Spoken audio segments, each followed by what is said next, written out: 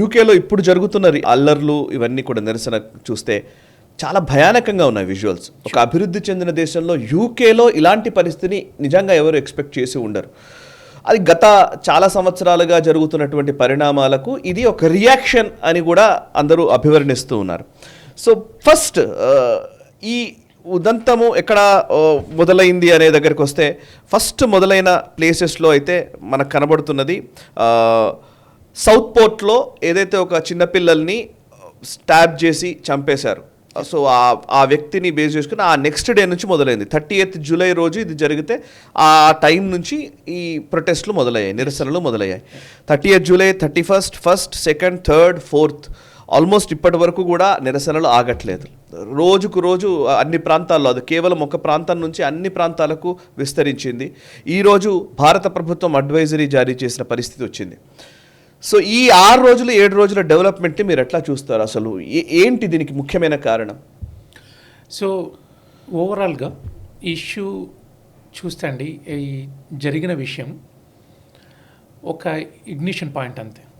అంటే దీని వెనకాల మీడియాలో వస్తున్నంత సింపుల్గా లేదు, మనం జనాలు బయట అనుకుంటున్నంత మాట్లాడినంత సింపుల్గా కూడా ఇష్యూ లేదు.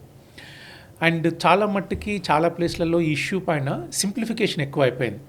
అంటే ఓకే, ఇది ఇందువల్లే చేస్తున్నారు, ఇది అని రీజన్స్ అనేసి. బట్ ఈ ఇష్యూకి నాకు అండర్స్టాండింగ్ ఉన్నంత మట్టుకి it have a lot more depth and lot more challenging issue. First మనకు అసలు యాక్చువల్లీ ఇష్యూ ఏమైంది అనేది ఫస్ట్ ఒక విషయానికి వెళితే, 29th రోజు సౌత్ పోర్ట్ అని నార్త్ వెస్ట్లో ఒక సిటీలో చిన్నపిల్లలు వాళ్ళు చేస్తుంది ఏంటి అంటే, ట్వైలర్ స్విఫ్ట్ తన డ్యాన్సు యోగా అట్లా, అంటే ఒక డ్యాన్సు యోగా కాంబినేషన్లో నేర్చుకునే పిల్లలు నేర్చుకుంటుంటే ఒక 17 to 18 years ఉన్న ఒక వ్యక్తి వెళ్ళి ఆన్ ద స్పాట్లో నైఫ్ స్టాబింగ్ చేస్తే అక్కడ 3 పిల్లలు ఆన్ ద స్పాట్లో చనిపోయారు. ఇంకొక 8 మంది పిల్లలకి సీరియస్ ఇంజురీస్ అయ్యాయి. అందులో ఒక 5 ఇంకా క్రిటికల్గా ఉన్నారు. ఒక 2 అడల్ట్స్, పెద్దవాళ్ళకి ఇంకొద్దరికి కూడా సీరియస్ ఇంజురీస్ అయ్యారు, వాళ్ళు కూడా క్రిటికల్గా ఉన్నారు. ఇది ఆ రోజు జరిగిన విషయం. ఆ రోజు జరిగిన వెంటనే నెక్స్ట్ అంత కంట్రీ అంతా కూడా ఒకసారి ఇట్ వాజ్ అబ్సల్యూట్లీ షాకింగ్. ఇంతవరకు అసలు యాక్చువల్గా 2000s నుంచి 2003 నుంచి యూకేలో నైఫ్ క్రైమ్ పెరుగుతూ వస్తూ ఉంది. అండ్ రీసెంట్గా కూడా చాలా మటుకు నైఫ్ క్రైమ్ ఇన్సిడెంట్స్ జరుగుతూ ఉన్నాయి. అండ్ ఎస్పెషల్లీ ఇది అంతా కూడా ఎక్కడ అంటే అబౌవ్ టీనేజర్స్, అంటే యంగ్స్టర్స్లో ఈ నైఫ్ క్రైమ్ అనేది ఎక్కువ ఉన్నది. కత్తితో పొడవడం అంటే రిలీజియస్ ఎనిమిటీసే అనుకోండి, గ్యాంగ్ వార్సే అనుకోండి, డ్రగ్స్ తోటి ప్రాబ్లమ్సే అనుకోండి, ఇట్లాంటి వాటిలలో స్కూళ్ళలో కూడా అప్పుడప్పుడు మనము ఈ నైఫ్ క్రైమ్ చూస్తుంటాం. మోస్ట్లీ ఎక్కువ శాతం పిల్లలు ఆడుకునే గ్రౌండ్లలోనూ, ట్యూబ్ స్టేషన్లో, బయట ఇట్లాంటి నైఫ్ క్రైమ్ అనేది కొంతవరకు ఉంది. And it is up rising. కానీ ఒక చిన్న పిల్లల్ని, వీళ్ళందరూ కూడా ఏజ్ లైక్ 7-8 years old చిన్న పిల్లలు, అసలు ఇప్పటి వరకు ఇంత చిన్న పిల్లల మీద ఒకరు వచ్చి అటాక్ చేయడం అనేది చూడలేదు మనం. అందులోనూ వచ్చి చూసే వరకెల్లా it really shook the country. అసలు ఏం జరుగుతుంది కంట్రీలో, అసలు వేర్ ఇట్ ఈస్ హెడ్డింగ్ అని చెప్పేసి. దాని తర్వాత ఏమైంది అంటే, ఆ రోజు ఇన్సిడెంట్ అయిన తర్వాత కొంత మిస్ఇన్ఫర్మేషన్ అనేదే మనకు తెలుస్తూ ఉంది ప్రస్తుతానికి. ఒక brown person and comes from radical Islamic background దీన్ని చేశాడని చెప్పేసి ఫస్ట్ అనుకున్నారు. ఆ విధంగానే ట్వీట్స్, మిస్ఇన్ఫర్మేషన్, కొంతవరకు ఇన్ఫర్మేషన్, ఫస్ట్ వచ్చిన ఇన్ఫర్మేషన్ అది అవ్వగానే ఆ సౌత్ పోర్ట్లో అక్కడున్న కొంతమంది జనాలు వాళ్ళందరూ కూడా సాయంత్రము జూన్ 30th రోజు వెళ్ళి ఒక గ్యాదరింగ్ అయ్యి, అక్కడికి పోలీసు వచ్చారు. వీళ్ళు ఒక నియర్ బై మాస్క్ దగ్గర గ్యాదరింగ్ జరిగింది. ఎందుకంటే ఒక ఇస్లామిక్ రాడికల్ కాబట్టి most of the Islamic radicalisation మాస్క్లలో అవుతుంది అని చెప్పేసి they went on to protest చేయడానికి వెళ్ళారు అక్కడ. ఆ రోజు వెళ్ళినప్పుడు పోలీస్ వాళ్ళని అడ్డుకోవడము, అది చేయడము, పోలీస్ వీళ్ళని ఎవరైతే ప్రొటెస్టర్స్ వచ్చారో వాళ్ళని కొంతవరకు పుష్ చేయడము, వీళ్ళు కొంత గ్లాస్ బాటిల్స్ వీటిని మాస్క్ మీద వేయడం, అట్లాంటి కొన్ని ఇన్సిడెంట్ జరిగాయి. నెక్స్ట్ డే మార్నింగ్ లండన్లో డౌనింగ్ స్ట్రీట్లో ఎక్కడైతే ప్రైమ్ మినిస్టర్ ఉంటాడో, ప్రైమ్ మినిస్టర్ హౌస్ దగ్గర, పార్లమెంట్ దగ్గర పెద్ద నిరసన జరిగాయి. ఆ రోజు కూడా పోలీస్కి వీళ్ళకి మధ్యలో క్లాషెస్ జరిగాయి. దెన్ ఇమ్మీడియట్గా ఏమైపోయింది అంటే, ఈ issue it impacted people quite a lot. అంటే ప్రతి ఒక్కరు కూడా అసలు ఏంది మన దేశంలో ఏం జరుగుతుంది, అసలు మేము ఉంటున్న పరిస్థితులు ఏంటి, ఇదంతా కూడా వాళ్ళు ఎవరైతే ఈ బ్రౌన్ పర్సన్ ఏదైతే అని చెప్పారో ఇదంతా కూడా మన సర్ఫేస్ పైన చూస్తున్నది. దీని యాక్చువల్ డీటెయిల్స్ ఏంటి, ఎందుకు జరుగుతుంది అనేది I try to explain it in the next word. అంటే ఈ సీక్వెన్స్ ఆఫ్ ఈవెంట్స్ ఏం జరిగాయో ప్రస్తుతానికి మాట్లాడితే, ఫస్ట్ లండన్లో, దాని తర్వాత మాంచెస్టర్, లివర్పూల్, దెన్ నెక్స్ట్ బ్రిస్టన్, ఇంకా సౌత్, నార్త్, ఈస్ట్, వెస్ట్, ఐర్లాండ్కి అంతటా పాకిపోయింది. అంతటా ప్రతి ఒక్క దగ్గర ఈ ప్రొటెస్ట్ జరగడం మొదలుపెట్టినాయి. ఈ ప్రొటెస్ట్ జరగడం కొన్ని ప్లేసెస్లో బ్రిస్టల్, బోల్టన్ లాంటి కొన్ని ప్లేసెస్లో కూడా జరిగినాయి. ఈ బ్రిస్టన్, బోల్టన్ ఇట్లాంటి ప్లేసెస్ ఏంటి అంటే హెవీగా majority of the Islam or Muslim population ఉన్న ఏరియాస్ ఇవి. ఓకే. ఇక్కడ ఏమైపోయింది అంటే ఇక్కడ ఎవరైతే వాళ్ళు చేస్తున్న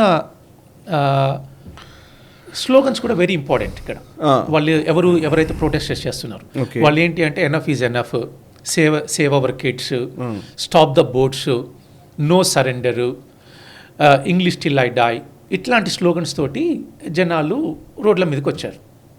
వచ్చిన తర్వాత ఎప్పుడైతే ఇక్కడ బ్రిస్టల్, బోల్టన్లో ఇక్కడ ఏమైపోయింది అంటే ఎవరైతే వైట్, నేటివ్, బ్రిటిషర్స్, ఇంగ్లీషర్స్ వచ్చారో వాళ్ళు ప్రొటెస్ట్ చేస్తూ ఉంటే group, not just group, large number of Muslim youth కూడా రోడ్ పైకి వచ్చారు. రోడ్ పైకి వచ్చేసేసి దేర్ ఆర్ సమ్ క్లాషెస్. ఇది రెండు గ్రూపుల మధ్యలో క్లాషెస్ జరిగాయి. పోలీస్ రావడము, పోలీస్ ఇద్దరిని చెదరగొట్టడము, ఇట్లాంటివన్నీ కూడా జరిగాయి. And it's been continuing. దీన్ని జరుగుతూ ఉంటే ప్రైమ్ మినిస్టర్ కానీ, మెట్ పోలీసు, లోకల్ పోలీస్ అధికారులు వీళ్ళందరూ కూడా దీనిపైన చేస్తూ ఫైనల్గా ప్రైమ్ మినిస్టర్లో వచ్చేసేసి వీళ్ళందరూ ఎవరైతే చేస్తున్నారో వీళ్ళందరూ కూడా ఫార్ రైట్ థగ్గర్స్, అంటే రైట్ వింగ్ పీపుల్ రోడ్ల మీదకి వచ్చి చేస్తున్నారు, ఇది యాక్చువల్గా పబ్లిక్ కాదు అని చెప్పేసి ఒక స్టేట్మెంట్ ఇచ్చాడు. అదేమైపోయింది అంటే అది ఇంకా కొద్దిగా ఫ్యూయల్ యాడ్ అయినట్టుగా అయిపోయింది. అరే మేము మా జీవితాల కోసం, మా పిల్లల కోసం మేము చేస్తూ ఉంటే మమ్మల్ని ఫార్ రైట్ అని చేయడం ఏంటని చెప్పేసి దీంట్లో కొంత ఫార్ రైట్ కొంతమంది ఇన్వాల్వ్మెంట్ ఉన్నది, లేదని కూడా చెప్పడానికి ఏం లేదు. ఇందులో ఎస్పెషల్లీ ఇంగ్లీష్. యాక్చువల్లీ మన ఎవరైతే స్టామర్ ఉన్నారో ఆయన ఇచ్చిన స్టేట్మెంట్ కూడా చాలా దారుణంగానే ఉంది. చాలా దారుణం. ఇప్పుడు ఒక పిల్ల, ఇది ప్రొటెస్ట్ కాదు, ఇది వైలెన్స్ అని అంటున్నాడు. మీరు చాలా మూల్యం చెల్లించుకోవాల్సి ఉంటుంది మీరు ఇట్లాంటి ప్రొటెస్ట్లు మళ్ళీ చేశారంటే అంటున్నాడు. సో అంటే భయపెడుతూ ఉన్నట్టుగానే ఆయన బెదిరింపు ధోరణిలోనే ఆయన వ్యాఖ్యలు ఉన్నాయి. 100%. ఇప్పుడు ఒక ముగ్గురు పిల్లల్ని, చిన్న పిల్లల్ని, అవంశం ఏం తెలియని పిల్లల్ని వచ్చి చంపేసేస్తే ఇదొకటే ఫస్ట్ ఇన్సిడెంట్ ఏం కాదు, నైఫ్ క్రైమ్. ఇట్లాంటి ఇన్సిడెంట్స్ ఇంతకుముందు జరగలేదా అంటే చాలా జరిగాయి కూడా. మీరు ప్రొటెస్ట్ చేస్తున్నప్పుడు ప్రొటెస్టర్స్ని వాళ్ళ ప్రాబ్లమ్స్ ఏంటో కనుక్కోకుండా వాళ్ళని ఏంటంటే సింపుల్గా ఒక్క వర్డ్ తోటి బ్రష్ ఆఫ్ చేసేసి లేబుల్ తగిలిచ్చారు. ఏంటి, రైట్ వింగ్ థగ్గర్స్ అని చెప్పేసి. అంటే నువ్వు రోడ్డు మీదకి వచ్చి ప్రొటెస్ట్ చేస్తే నీ బాధలు ఏమైనా చెప్పుకోవాలి అనుకుంటే నువ్వు రైట్ వింగ్, నువ్వు ఏం చేస్తున్నా కానీ చేస్తున్నావు కాబట్టి నీకు ప్రొటెస్ట్ చేసే అధికారం కూడా లేదని చెప్పేసి అన్నం ఒక రకంగా కరెక్ట్ కూడా కాదేమో. అది ప్రైమ్ మినిస్టర్ లెవెల్లో. కరెక్ట్, ప్రైమ్ మినిస్టర్ లెవెల్లో there are some right wing people are involved ఇందులో. ఎస్పెషల్గా వచ్చేసేసే వరకు టామీ రాబిన్సన్స్ అని చెప్పేసి ఇంగ్లీష్ డిఫెన్స్ లీగ్ అని ఈడిఎల్ అంటారు. ఇది for a while running organisation. వీళ్ళ వన్ ఆఫ్ ద మేజర్ ఏంటి అంటే ఇంగ్లీష్నెస్. The country has to hold ఇంగ్లీష్నెస్. అంటే కంప్లీట్ ఇమిగ్రేషన్ పైన వాళ్ళు కొంతవరకు కొట్లాడుతున్నారు. And people has to live with English values తోటి ఉండాలని చెప్పేసి వాళ్ళకి ఉన్నది. ఇలా వాళ్ళకి కొంత ఐడియాలజికల్ స్టాండ్స్ ఉన్నది. కొంత రైట్ వింగ్ ఐడియాలజీతోటే వాళ్ళు వర్క్ చేస్తారు కూడా. వాళ్ళతో పాటు ఇంకా కొంతమంది ఆర్గనైజేషన్స్ ఉన్నాయి. నేషనల్ ఫస్ట్ అని చెప్పేసి, బ్రిటన్ ఫస్ట్ అని, బ్రిటిష్ మూవ్మెంట్ అని, ప్యాట్రియాటిక్ ఆల్టర్నేటివ్ అని, ఇట్లాంటి కొన్ని ఆర్గనైజేషన్స్ కూడా వీళ్ళతో పాటు కొంత అక్కడక్కడ ఇన్వాల్వ్ అయి ఉన్నాయి. కొంతవరకు అయ్యి ఉన్నారు. కానీ కంప్లీట్గా రోడ్ పైకి వస్తున్న వాళ్ళందరినీ కూడా రైట్ వింగ్ అని చెప్పేసి లేబుల్ వేయడం కూడా కొంతవరకు కరెక్ట్ కాదేమో. యాక్చువల్లీ ఎందుకు అంటే ఇదంతా జరగడానికి there are some underlying issues. Then will go in to that underlying issues. అసలు ఏం జరుగుతుంది అని చెప్పడానికి we will look in to it. That's the overall current situation right now.